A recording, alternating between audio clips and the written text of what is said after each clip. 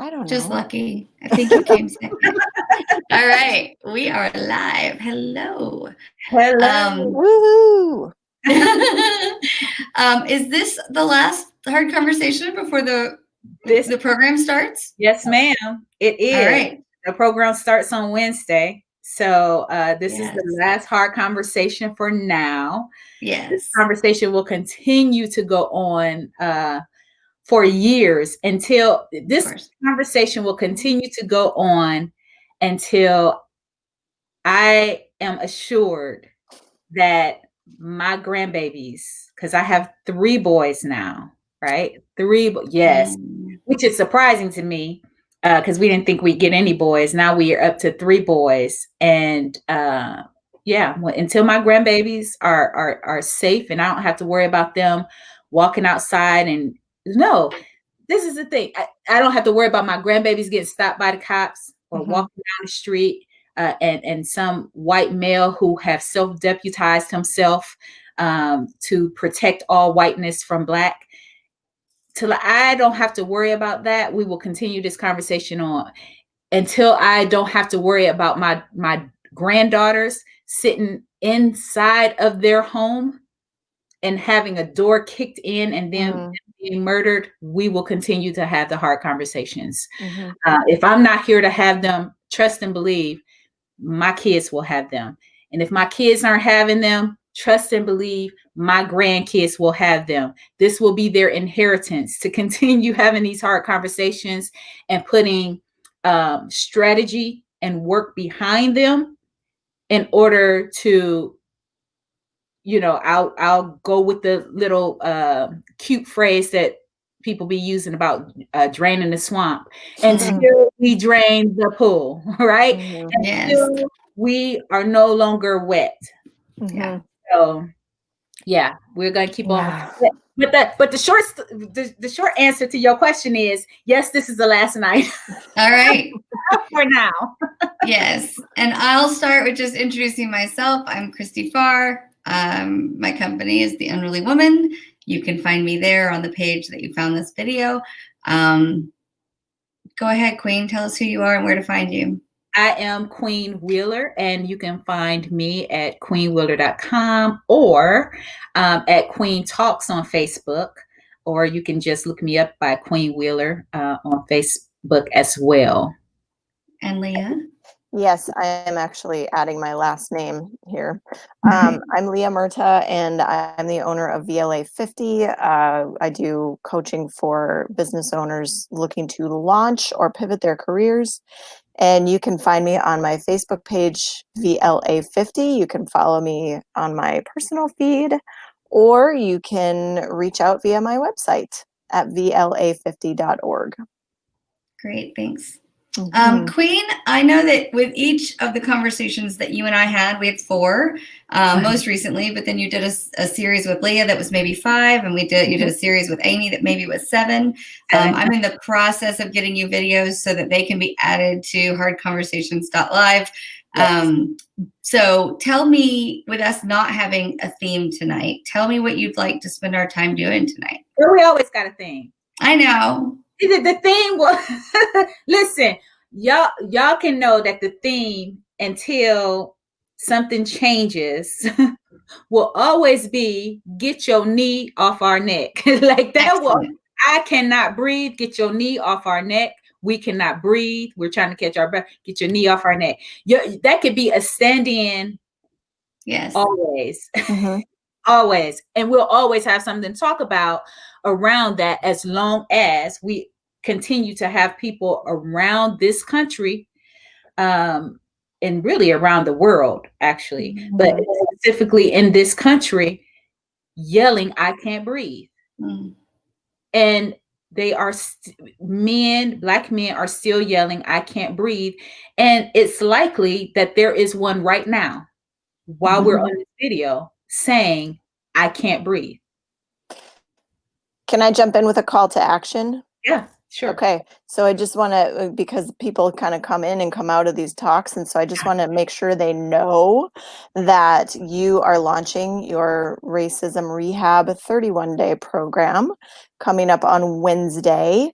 And I'm going to see if I can drop a just a link in the comments where people can register for that, because there is still time, and that is one way that you can start taking concrete action to get the knees off the necks. And so I just don't want anybody to leave this conversation going, oh, I got to run out, I can't stay till the end.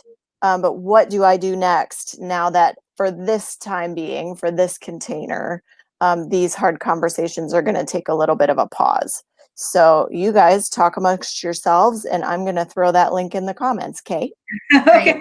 Thanks, Okay. And let me say this to anyone who's viewing this, whether you're watching the live or you're watching the replay. You may be thinking to yourself, well, I've taken a course, or I've watched a movie, or I am following this particular person and I'm learning about all of this. Honey, it wasn't created that way. Do you know how many angles this thing has taken? How many angles this thing has taken? It takes way more than one person's view for you to get a complete picture. And so in this program, you'll be looking at it from a totally different perspective. That I guarantee you, because I put it together myself. This isn't somebody else's stuff, somebody else's take on it. Of course, it is informed by scholarly work. It is informed by scholarly work. Okay. And it's the truth of the matter. It's looking at racism, what it really is. You know, oftentimes we miss what's right in front of our face. We continue to ask the question, what is racism? What is racism? It's right in the word. Right. However, this is the thing. When I say it's right in the word, most people will think to themselves, well, yeah, it's talking about race, skin color. No, that's not what the race was. That's not what the race was. That's what we've turned it into, because we are ill-informed and don't know what the hell's going on, because it's orchestrated that way for us not to know what's going on, for us to be distracted by other things and chasing other rabbits while this machine continues to churn. Why do you think things happen? Like if we're all in unrest and we're getting angry and we're calling for change, why do you think all of a sudden a war starts?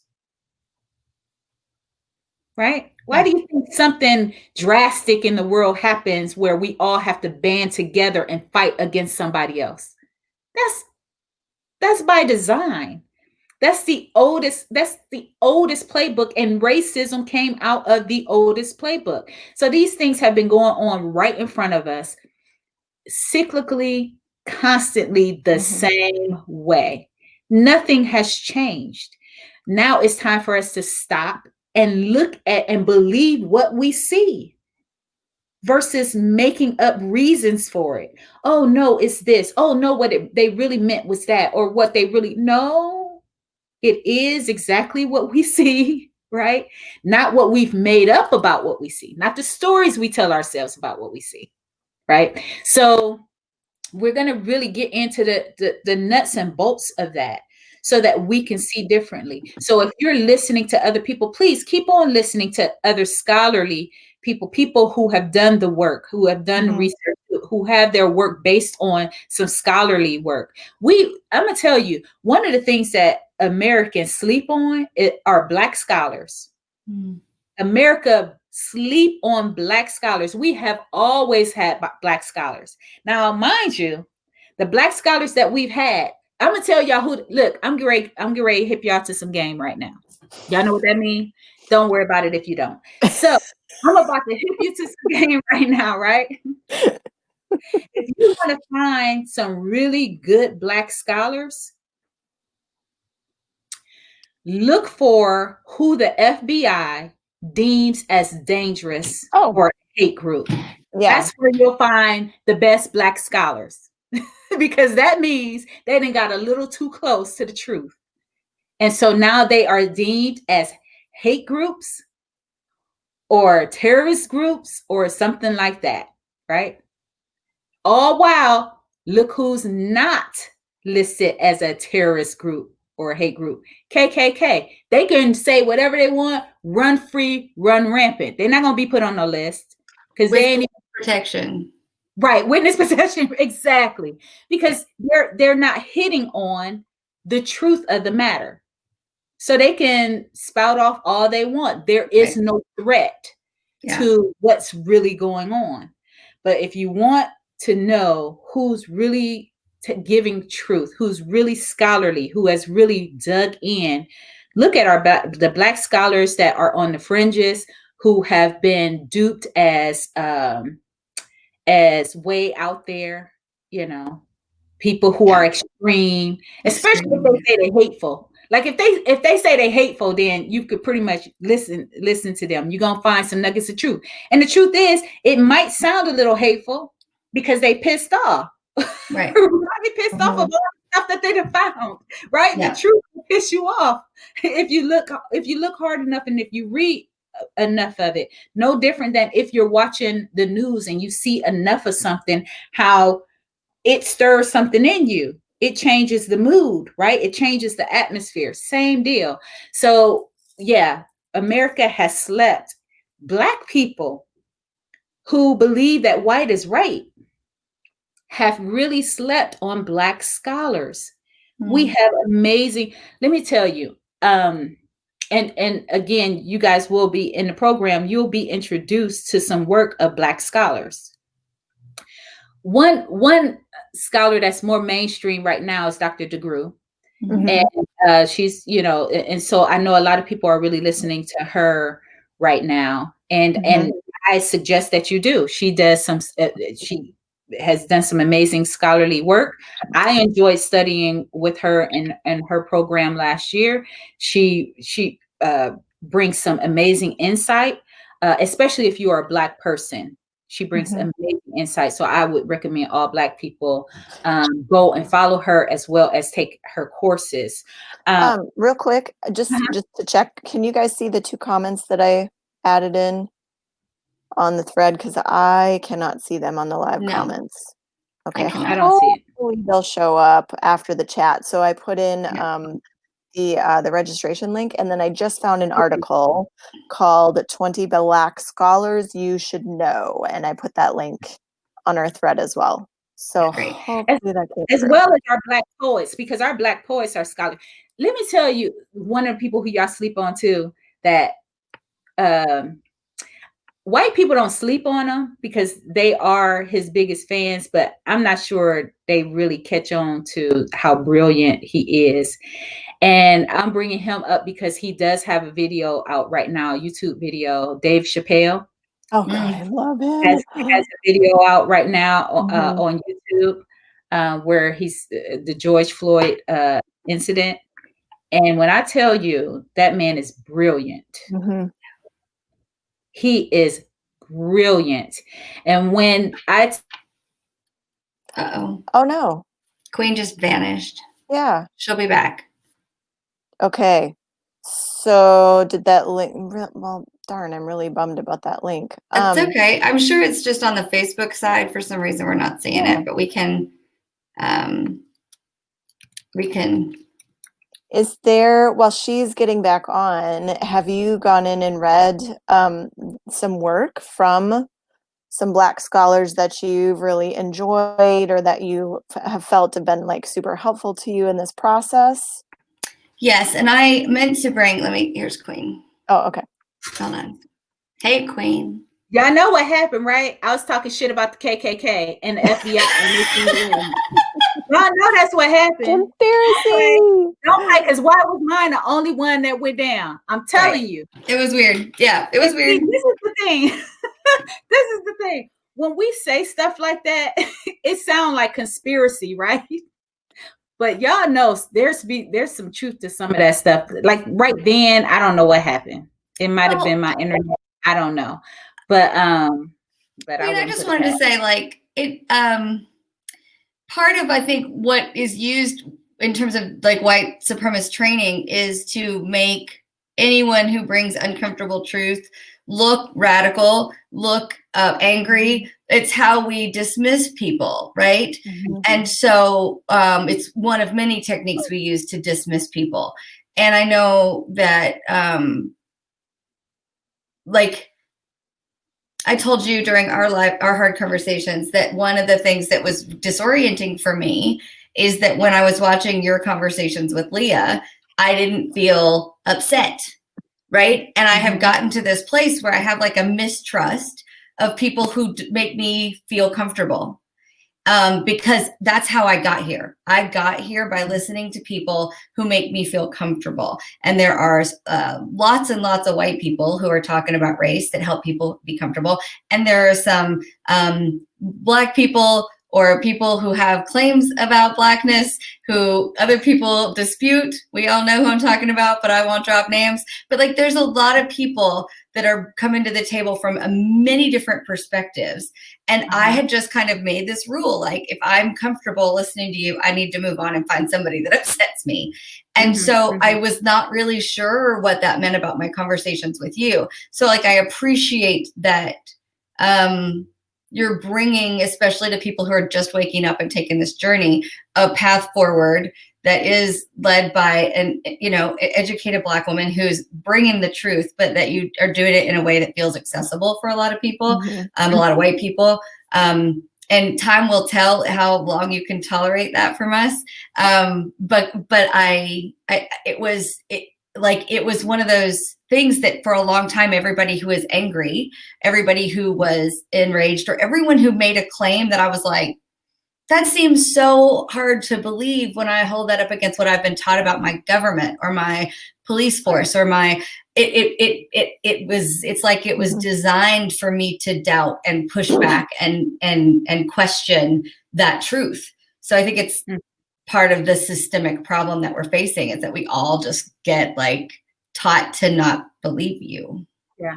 I think that one of the reasons why, me and my husband was talking about this today, I think one of the reasons why it's said that white women say that I give a sense of comfort, one, I think it's just because I just show up as me, and then they feel like they can show up as them, right? And I'll tell you what the other thing is. I'm not telling you anything. I'm not telling you to believe anything. I'm not telling you how something went or what have you. I'm just sharing with you how I'm experiencing the world and asking you how you experience it. And so you're the one who have to tell yourself something. Yeah. And when I ask you the question, you have to think about what you're getting ready to tell yourself. Right. And or just even remembering what our experience is. Like, and I think that's where the comfort comes from. It's just that you're comfortable with yourself, because I'm just leaving you with yourself. Right? Yeah. I'm just reflecting yourself back to you. I'm leaving you with yourself. And there's no threat there. Right? When you're left to come up with your own conclusions, when you're left to ask yourself, why do I think that way? Or why did I say that? Hold up. I know I said that, but do I really, like, how do I define it? Like, or am I just talking? Have I ever stopped to think about, what does that mean to me? How do I see that? Where did I get that from? Is that mine or is it somebody else's? And I think that's where the comfort comes from. And comfort doesn't always necessarily have to mean complacent. Right? It means that you feel like you are, you have enough to work with so that you can get movement. Discomfort often comes when you feel like I don't have enough, and you're asking me for something, and I don't have what I need to work it out and get movement in it. But you keep asking me, but I don't have enough. I don't know what this is. I don't know how to, and that's when uncomfortable and frustration and a turn off and all of that. And so what I would say to that is, one, know yourself. Know when it's that versus I just don't want to change, right? Because if it's I just don't want to change, then yes, you keep pushing yourself, put yourself in situations where it's going to pull on you to change. If it's where you're frustrated because I'm not getting anything, like I don't know, I can't figure it out, yet it keeps coming at me, that's not good for your psyche. Remove yourself. Remove yourself. You didn't skip to the 6th grade and you should be in the 1st. Don't sit there and be uncomfortable trying to do algebra when you haven't even gotten addition together, right? Yeah, So that's so true. And I think too, it's like, it's important. And I'm gonna put this in the context of recovery because that's where I have a lot of experience. But when the fruit of doing the work, and Christy, I know you've been in the work for some years now. The fruit of doing the work is you do get to feel better as as you move through it, as you take action, as you learn more about your condition, as you experience the emotions around admitting your condition and all of that. Like the fruit of that labor is some kind of better place, some kind of enhanced feeling of comfort. And not that I'm saying we can sit back and rest on our laurels, because there's a ton of work to do. But the promise of doing this work, when more and more people do this work, eventually we do all get to feel better. We do all get to be more human. We do all get to feel more connected. We do all get, so like that's the goal. Because it sucks to feel like you're doing all this work and then you just get nowhere, and you just keep feeling the misery, and you just keep feeling, all of the negative. So yeah. My aim is to get you feeling better, feeling good as soon as possible. So immediately, that's where I'm going with at the beginning of this program. Why? Because we're going to stay in the same vein of rehab, right? I use that word on purpose because Leah kept bringing up, 12-step and all of that, right? So we're going to stay in the same vein of rehab. The purpose of rehab is not so that you get fully recovered, as far as I will never drink it, I'm done forever. No, it's to get you to the point where you're confident in being able to reintegrate into the world and go to work and visit friends and all of that without being in such grave danger that you can't do anything. You have to stay in your room all day, every day, right? So it's the same with this. It's to get you to the place as quickly as possible where you can re-engage in a meaningful way without being under threat, right? Under threat that if I open my mouth, it's going to be the wrong thing. Yeah. If I do this, it's going to be the wrong thing. Oh, I'm going to hurt somebody. Oh, I'm going to whatever, make some missteps, what have you, right? So it's to get you to that place of comfortable enough. Enough, right? Because we're constantly going to be healing. We're not going to heal this thing overnight. So any of y'all out there who think, oh, well, I've gone through the work and I'm gonna have to pick on y'all again, and my third eye open because I done went through the work. Yeah. If that's you and you feel like I'm done, I've got it, I'm down, you need to come to this program. Right. If you're at that, if you need to go to the next level, you need to come into this program. Regardless of where you are, I believe that you can come into this program and it will work for you to take you to the next level. I'm telling you, we're going under the layers that I've heard most people talk about. Like I haven't really heard anybody go down to the layer in which I'm starting off in, and then I'm going to walk you back up. One litmus test for that, you were just saying, for people who think they have done the work, their third eye is open, all of that. This is kind of like because I heard this on the radio the other day on a podcast. This is like for those of you who might be Jeff Foxworthy fans from the 1990s. you might be a redneck. If Yeah. yeah, you might need this program. If you're now at the point where you can recognize when your friends and family say racist things, but you still can't quite bring yourself to say something about it. Yeah. So you can see it, but you cannot quite act on it. Yeah, act on it. Like, you may need this program. And Yeah. so I'm wondering, like, are there other behaviors or thoughts or whatever that we can all maybe chime in and call out to, like, if you're X, you might need this program, Christy. I have one for sure, which I want to say quickly too that Lisa said she doesn't see your comments. And hi, Dina, I'm glad you're here.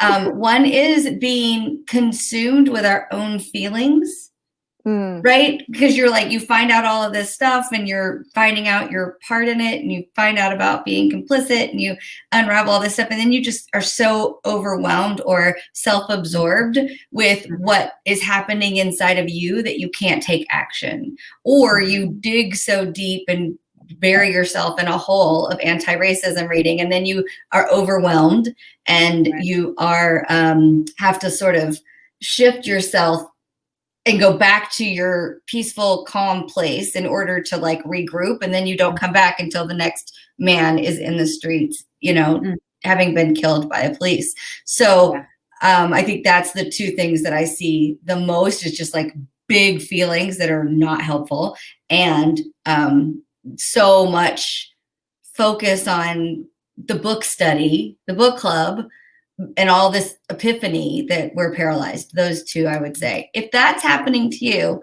then you might need this program. It's a good idea. I'll tell you something that that threw me for a loop this past week. And it shocks me that it took me as long as it did to get it, right? I was working on it. I was like, what is it? I don't get it. So last week, I was on my way to the doctor and had the radio on. And they were talking about the George Floyd case. But what they were talking about in particular was the police officer who actually murdered him by holding his knee on his neck and way past the time of his death. Savage. And they had taken him to the prison, the jail, where you live, right? Both of you live there, right? Yeah. Okay. So they had taken him there, and they took him to the 5th floor. And so they had a meeting of all of the guards, the Black guards, and told them they were not allowed to go to the 5th floor. Yeah. That they needed to work on the 3rd floor. So the guards, are suing for discrimination. And their boss came out immediately with a statement, a beautiful statement. And basically what he said is, he or she, I'm not sure if it's a male or female, but what the boss said was, I knew that for them to have seen this person, I'm not even going to say man, this person murder George Floyd on video, that had to be traumatic. And then to have him come here into our jail would have added more trauma. And that was my concern, is they're dealing with trauma, and then the person who did it is in our jail. And if they had to guard him, it's like, that's more trauma. And I wanted the best for them. I felt like I needed to look out for my workers, for my employees, and make sure that they were not re-traumatized in any kind of way, or, made to work under conditions that they shouldn't have to work up under. And I mean, I just tried to describe what he said, but it was much better than that. Much better. It was so well written, thought out. And again, he came out immediately. And I thought to myself, wow, that was like for him or her to even have that type of awareness, right, of how traumatic it is for Black people to see these videos is amazing. And then to go the extra step to say, wait a minute, I don't want to re-traumatize them and all of that, you know. And so the commentators came on, they were like, yeah, they need to sue them, because do they do that for Black people when they in jail, you know, all of that, right? And so I was like, yeah, I see that too. And so I went back and forth. And I'm like, why am I going back and forth on this? Why is it that, what am I missing? What am I missing? What am I missing? And I mean, it took me about 2.5 hours to come forth, right? I was in the middle of folding clothes. Magic happens when you're in the middle of clothes. So anyway, I was in the middle of folding clothes, and it dawned on me, with all the compassion that boss had for his native Black, we put a pin in that, his native Black employees, all the compassion that they had for them, beautifully expressed. The problem is that he or she took it upon himself to make the choice of what for the native Black employees, and didn't ask. No conversation. That's just another act of white supremacy. Yeah. No conversation, no input, no consideration, right? None of that, but taking it upon themselves, regardless of how virtuous it sound, right? That's how that small fox spoils the vine, because it looks virtuous. It sounds virtuous. It feels warm and fuzzy, and it feels all godly, right? It feels so aware and so third eye open. Yes. Yeah. On the surface, it does. Yeah. Right? The small fox in there could have been so and I'm sure it was overlooked by many people. And I bet you there are many people arguing about that. You can't make them happy. What do they want? You give them this, and then they mad about that. And you give them that, and then they would have been. And if he wouldn't have, then they would have been mad about, right? Missing the small fox, missing the real issue, how white supremacy really works in real time and real life. And those little small ways that's made to seem like it's righteous, and it's on Native Blacks' behalf. It's because we love you. It's because I don't want to hurt you. It's because I care for you, right? That small fox. So if you are someone who didn't catch that, as I didn't at first, it took me 2.5 hours. But if you are someone who got caught up in the floweriness of that, of the virtue of that, until I brought it back, you know, and then you were able to see that small fox, this program is for you, because you learn to spot the small fox and to see it and to recognize what it is. I've heard a term, and I think these two kind of might go together, but I'm curious. And the term is benevolent racist, which I think goes hand in hand with white saviorism. I know it's best. I'll just take this off your plate. Just don't even worry about it. You know, let me do this for you. Yeah. Let me help you. I know what's best for you. Yeah.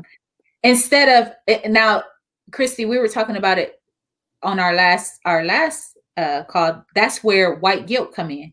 Right. White guilt does that. Right. I gotta fix this. Yeah. White guilt fixes things by exercising white supremacy. Okay. Exercising more power. I don't know how that's supposed to work, but it seems that people think that it does, that I'm going to fix this by exercising my white supremacy muscle. That don't work. I think If you think that, then you need the program too. Right. I think this reminds me of something that I believe maybe happened in our second conversation, Queen. But I'm not certain about that. Where you said, I said something about how I imagined it would feel to see those statues. And you said, that's funny. I don't think any of those things. What it makes me see is that there were two sides of the same coin, that it wasn't about freeing me, protecting me, saving me. It was about getting our way, doing it our way. You know, it was about controlling you in the way we wanted to control you. And I think that that's sort of the second layer of this work is, you know, at first it's that overt kind of racism and like, oh, we don't say these things. We don't, you know, this is a toxic way to think about it. And I think this is the stage that I'm in now of catching myself projecting my perceptions onto people who have an entirely different lived experience and making it's I don't even know the word, but like wasteful at least and disrespectful, of course, for me to even bother thinking about what those statues might feel like to someone. Like there is no way for me to conceive of what, through my white experience, of what that experience would be like for a Black person, a Native person, any other non-Black, you know, person of color. Like, and so I think, you know, this is nothing like the harm I was capable of 5 years ago, right? But it's just foolishness that I didn't even recognize you know, that was happening. And as soon as you said, that's funny, that's not any of the things I was thinking. And I was like, look at that thing I just did. Oh, look at that white supremacy right there. Well, this is the thing. First of all, it's supposed to be that way, right? Mm-hmm. It was orchestrated to be that way.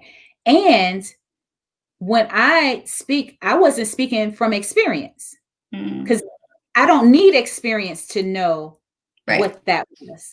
Yeah, that's history. Right. I could be purple and look at that and go, wow. Oh, so there was a country who had a civil war and one side lost, and then that side put up statues for and said that the people who fought against them were actually heroes. And they've even incorporated their flag in some of their state flags. And then fix laws and legislation to help support that side that lost. So what does that tell me? They must be on the same side. Like, I don't have any experience with it. I just looked at, okay, this is what happened. And again, when I say things that's right in front of us and we create, okay, I was going to say we create the stories, but the stories are created and they're said enough times until we believe them. Yes. And then we think to ourselves that we actually created the story. Like, is that bad? Where then we be like, no, I came up with that myself. No, my mama taught me that. My daddy taught me that, right? Oh no, my grandmother taught me that. What? No. Yeah. No. To me, this work feels like confronting the worst kind of narcissism. Again, I'm always kind of looking for ways to relate to this differently, or for other people to, you know, have some different exampling about how this can show up in other areas of your life. If you're not quite ready to look at the racism internally, like what parallels can we draw? Racism is narcissism. Yeah, you can those words. Right. And so I get that, but I'm just like, for somebody who's not ready to confront the word racism, maybe they're willing to confront the word narcissism. Do you know what I'm saying? Like sometimes there's a semantics battle in us. Racism is and mind you though, when I say racism is narcissism, I don't say that in that context because I realized that I'm speaking to a larger crowd that is possibly looking at racism the way that we normally talk about it, right? Right. So I'm using racism in that context. However, we're going to find out what racism actually is in the program, and it wouldn't be used in this context. So, Right. yeah, so it's different, but based off of what we've been conditioned to believe about it, yes, it's narcissism. Well, and the example I had of that earlier today or yesterday or whatever, in response to some of these statues coming down and some of the flags and the Mississippi flag vote that just happened. One thing that I was noticing was there was this weird, there's always gaslighting in racism and in narcissism, and that's always there. And it was interesting. The commentary was somebody had just made a comment on my feed, or that just showed up on my feed, that said something like, just because you take down a flag or you take down a statue, you won't erase history. And it was from the racism viewpoint. And I just thought, oh my God, that is the most crazy making gaslit statement I've come across in a really long time in regard to the racism conversation. And I didn't engage because there's often not a lot of point to doing that on Facebook, at least. I would have been one to be like, yeah, cool. So it doesn't matter that we take it down. Right. Well, right. Yeah. But it made me think, well, what about, how can we make comments like that and not see the whitewashing of history in the same light? Like, to me, those are just, so now those two statements are so incongruent to me that I'm just like, I can't, my head is going to blow up. I've seen a Black person say the same thing. She posted, she said, well, I don't know how I feel about this because you can't erase history. And so, I think I look at it as a teachable moment. I said, well, when we went into other people's country and they took down Saddam Hussein's and they took down Hitler's, like, I ain't hear none of y'all screaming about, like, America did not care whether they were erasing somebody's history. Like, that was not a concern. So for us to say it over here on this land, when the first thing we do when we go into somebody's country and do a war, we snatch down them statues quickly to show that we have defeated them. Yeah. Whoever that leader was, they go through and they take down every statue. They bust up everything that would lift that leader up at all. That's what they do. But here in America, we built statues. Again, it makes sense because it's all one side. It's all one side. We're made to believe that that there are different sides. We're made to believe that there are now they about to deem me as one of those controversial, often in the fringes, right? When I get ready to say this, but we're made to believe that we have two different voting parties. Right. Now, we know that ain't right. All of us know that we do not have two different voting parties.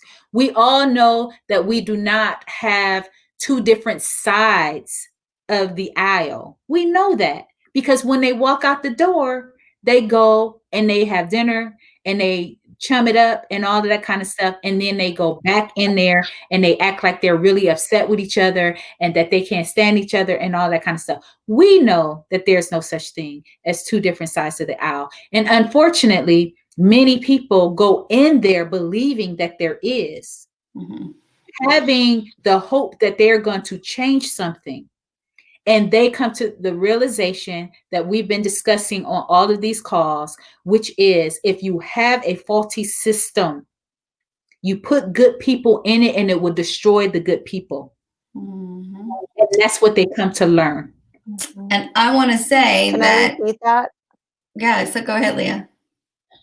I was just going to say, when you have a faulty system, and you just say that again? This is one of Amy's quotes from one of her jobs. So I didn't took it and rearranged it or whatever. But if you have a faulty system, right, and you put good people in it, faulty systems will destroy good people. Yes. It will bring Faulty out systems will destroy good people. because they are made to bring out a certain result. And so Yeah. it's going to pull that part on of you. It's not going to pull the goodness out of you. It's going to pull the parts of you that allows the system to function, right? Yeah. And if it's a faulty system, it's going to search for the faultiness in you. It's going to search for the opportunity for you to put your knee on somebody's neck, right? It's searching for that in you. And so I don't care how good you think you are, because all of us have it all in us, right? We have the capacity, whether we want to deny it or not. And when a corrupt system catch you on a bad day, you are the next viral video, period. And you wake up the next morning as if you with a hangover, wondering how the hell did I become the next viral video? That's not me. I don't know who that person is. That's not me. And then, as I talked to Amy last night about, then you go on the apology circuit. You go on tour, the apology tour of how you don't know what happened because that's not you. Ask all around. People know that I'm loving and I'm kind. Ask the people at my church. Ask the people at my job. Ask the people, right? But you're the next viral video, because corrupt systems are going to find the corruptness in you and pull it out. So don't go to work tired. Don't go under strain, financial strain. It would be so, yeah. It would be so refreshing to see those viral videos, and then instead of the apology, for somebody to come on afterward and say, I did that. That was me. And I have that in me, but I want to do the work to not have that come out anymore. Or I'm not so sure. something like that. When we were discussing it last night, I told Amy, I think that the initial, and I can't read anybody's heart, so this ain't got to be right now. I ain't married to it. It ain't got to be right. It's cool if I'm wrong. However, just from observation, it appears to me that it's a knee-jerk response to go on the apology tour, because now what has happened? I wake up and realize I've lost my livelihood. I've lost my security and the security of my family. I am now under threat. I can't pay for my house, my car. I can't keep my kids safe because now everybody knows what I look like. Which means the next thing you know, somebody will tell them where I live. And so I got to go on this apology tour to try to secure my job again and try to secure my safety. I'm not so sure they give a daggone whether or not they come to a realization of why they behaved the way that they did, or that it's even in them. Yeah. Because I'm telling you, with the venom, with the lady, the latest apology, I'm gonna have to do it again. With the latest apology tour with the lady who was talking about she's gonna teach her kids and her grandkids how to hate Black people. And I mean, she was going for it too. This lady was. Oh, I missed this one. I did too. I mean, she was yelling. She had on her little hat. She had on her gear. She was just preaching it, right? And then next thing you know, you see a video and she like, I apologize for what. I'm like, how the hell you go from being crunk? I mean, she was out there killing it. And next thing you know, she looking like a little sick puppy. Talking about I apologize. And the thing is she probably didn't even write the apology, right? No. I was saying for business ideas, if you're an entrepreneur right now, you can be a writer for the apology tour. Like just write the scripts for all of and just be an ambulance chaser for viral videos and just go out, because it seems like there is somebody writing the scripts for people to come out and say, I apologize on their apology tour. Tell them exactly where to go, how many times to do it, what platforms and all of that. And that's what we're seeing. An apology tour. But that's all it is, right? That's self-preservation. that's white supremacy. That's saying, Yeah. I'm white. All I have to do is say, I'm sorry, and I deserve to get everything back because it's not my fault. And shouldn't nobody been taping me anyway? Right. Shouldn't nobody been Yeah. recording Yeah. me anyway? They And I didn't have think my permission. this goes, so I don't think I told you this, Queen, but the first night I was listening to you and Leah talk, you said you don't have to take racism so personally to white women. You just have to take ownership of it. And you won me with that, because part of the drama that I see and all this big emotion and distraction that I see white women experiencing is like, you know, taking it so personally. And you just explained it in a way that it was very both freeing and then puts the responsibility for ownership where it belongs, which is on us, but without all this hysteria, and Right. which is a distraction. And when I had the fire 2.5 years ago, I didn't have someone write a speech for me. And I knew there was a script because I'd seen it enough already with cancel culture stuff around race. I knew there was a script, but I was like, man, I should have taken notes on all those other people's apology tours because I didn't know. But I was still so like, I didn't know what I didn't know. So I just canceled the workshop, said I was sorry, thanked the 2 people that gave me feedback that was useful, and just walked on and just got back to reading and writing. And everybody was sort of like, are you okay? And I was like, of course I'm okay. I'm white. Like, I'm always okay. Right. And there was a lot of people trying to like give me compassion. And I was like, I just made a mistake and it's okay. I get to make mistakes. And there was a loss of a potential relationship, but like, otherwise it, you know, like I just lost out on some workshop income for a workshop I would have made way more trouble having than I would have made money. Right. And I feel like what's happened over the because I didn't have that, I don't have a team. I still don't have a team. I don't have any, you know, like I finally quit getting state sponsored health insurance 3 years ago. You know, like I'm not making 6 figures here. I'm just trying to get it done and help people in the ways that I know how. And so I just put my head down and I kept doing the work I've been doing for 7 years, and I'm good at that. And I kept doing this work for myself personally. And what happened then is because I got to the point where I would be willing to have this conversation with you. And I said some really hard things that were hard to admit in those 4 conversations. But like, again, no risk, because you expected it. You created a table where I could come and be myself, even if it is messy. And like, I make a living being honest. It's what I do. It's all I have is my truth. And I just wanted to bring it. But I was able to do that now in a much more informed way. And what was really fun for me is that there was 0 comments in my inbox of people saying, that was so brave. I can't believe you did that. That was so, and I loved it, because if I'd done this 2.5 years ago, I would have gotten a lot of praise for it. And everybody's just messaging me to say, I'm signing up for the workshop. And I'm like, okay, then this is good. Like, this is progress.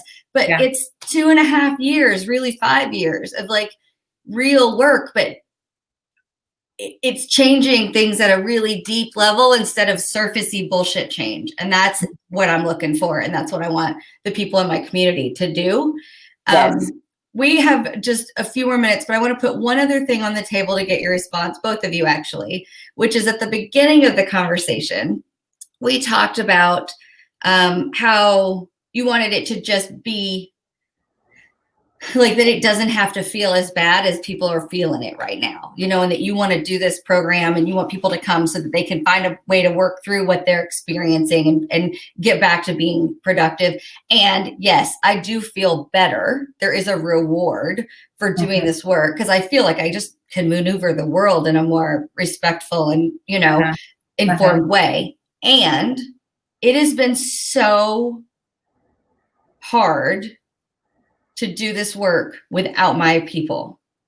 And I felt 5 years ago and 3 years ago so alienated, because I was pushing this envelope and other people weren't ready to do that. And I felt rejected. I felt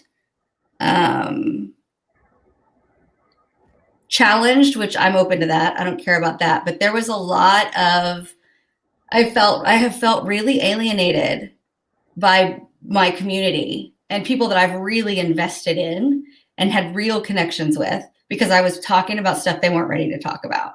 So I just want to say, like,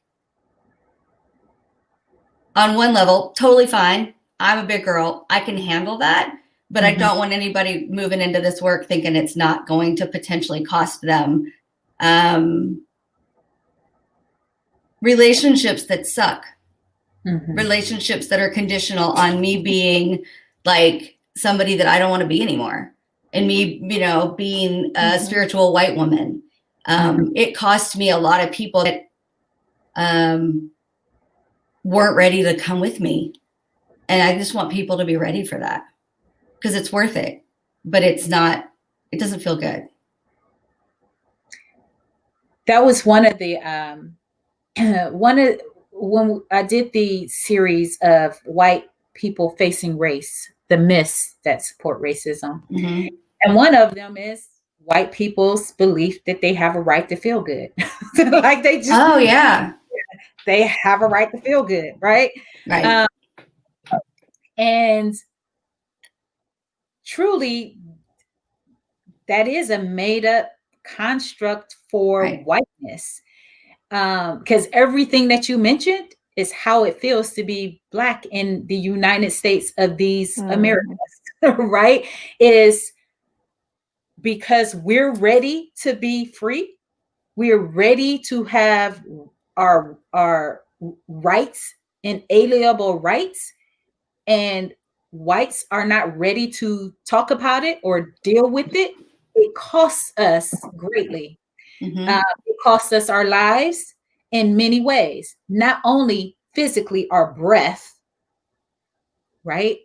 But our economics, our money, our ability our health is another side effect, right? Yes. It costs us our health, our finances, it costs us our mental health as well. Yes. Right.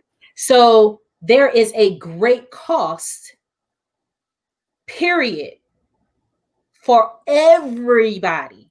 And that's why I say, and I will continue to say, if for no other reason, white people don't need, or do I want them to want this for me, right? You should want it for your children and your grandchildren, because if you look at what this costs you, your comfort is costing you. I mean, my goodness, your kids are dying on opioids like crazy, right? Sex trafficking is up. Now that, of course, affects Black communities in a higher rate. Everything affects Black communities in a higher rate. But the bottom line is it has come to your house. Yes. It has come to your house. Your children are now the ones who are being killed and abused and taken and on drugs and all of that. So even if you don't give two craps in a bucket about Black people, you ought to want it for your own children. Right. Right? You ought to want it for your own children. You ought to want to get out of comfort for your own children.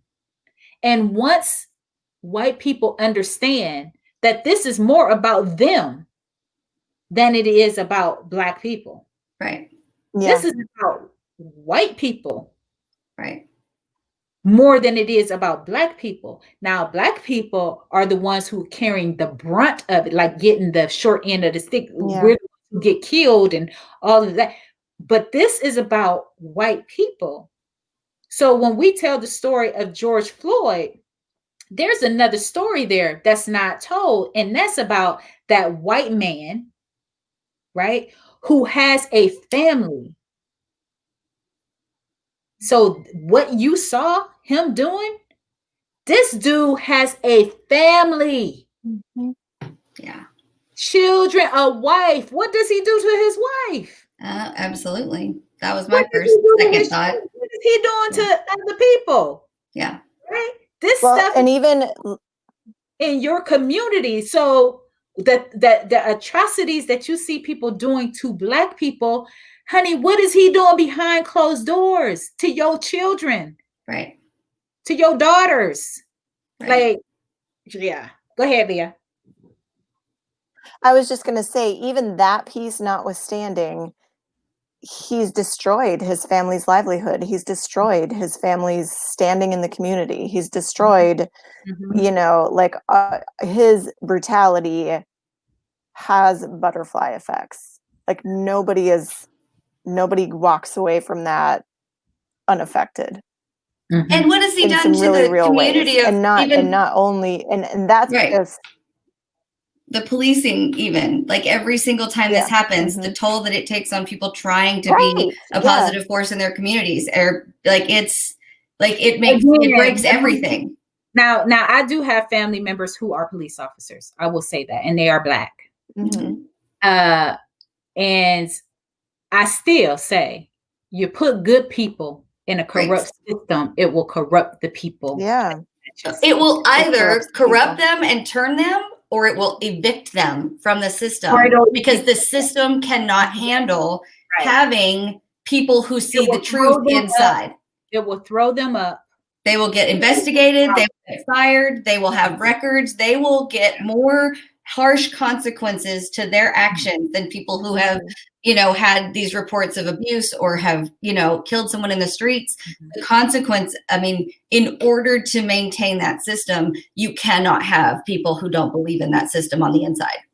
Well, actually, I think you can have them in there. And I think this is what trips us up. This is what trips us up, is that we continue to believe it's about the people. It's not about the people. No, we all have the system propensity to do evil things. Yep. This system will turn the best person into a murderer. It just needs time and space. That's all it needs. And so even for that, you should want to abolish the system so that it doesn't exploit the evil within you, right? And cause it to come out so that you're not the next viral video. You don't want a system that's going to take advantage of what you know is in you. We all have, I don't care what color you are. We all have the capacity. We all have it. All it needs is time and space. That's why we keep ourselves out of certain conditions. That's why we keep ourselves from around certain crowds, around certain substances, because we know that it has the ability to touch something in us, to pull something out of us that we don't want pulled out. Right. So on that note, I'm sorry, you guys. I'm just going to have to leave. We're at my end time for today. So I just wanted to say thank you so much and carry on. And I'll just quietly exit, but looking forward to seeing everybody in the group. Yes. You do your pre-work? Yes, so far, everything that's come across my thing. Did you go look in the modules? I read all of the emails. I've watched 13th. I've watched most of our, live videos. I filled out the quiz. I got an A. What else? All right, you got to go log back in. You still got some work to do. Okay, that's fine. I will. All right, I'll take care of that. But you guys have a good evening, and I'll see you soon. Last night, I grabbed Amy like that. As soon as I was like, "You do your work," and she was like, "I think I did." Nice. All right. Good night. Thank you, Leah. Okay. Thanks, guys. Take care. And thank you, Queen. This has been wonderful to even just connect and sort of do this little wrap up. And I hope that everyone listening, the link is in the comments and it's also in the just the description of the video. Please go check out this program, sign up, say yes. The work continues for all of us. And I am grateful for the time that you've spent here talking to me and my people and lots and lots of other people who aren't part of my community are watching too. So thank you for that. And I don't know, I'm really excited about this work you're doing. I am too. So you guys sign up. It starts on the 1st, which is Wednesday. Sign up now today so that you can do the pre-work, so that you can prepare yourself. This work is not, this is a sacred work. I might joke and laugh and all this, but this is a sacred work. Yes. So when you come in accordingly, because it is a sacred work, it's to be held with reverence and honor. And so that's how we're going to approach it. Even though we also have fun, we approach it in a sacred way. So it starts on the 1st. Please click on the link that's attached to this video as well. Yes. All the videos, as well as in the chat or in the comments as well. And I hope to see you there. Thank you all for watching all of the videos. Remember, you can catch the other ones if you have missed any of them at hardconversations.live. These will also be on hardconversations.live. They're in the process of being uploaded to there. And thank you all again. Can't wait to see you in the program.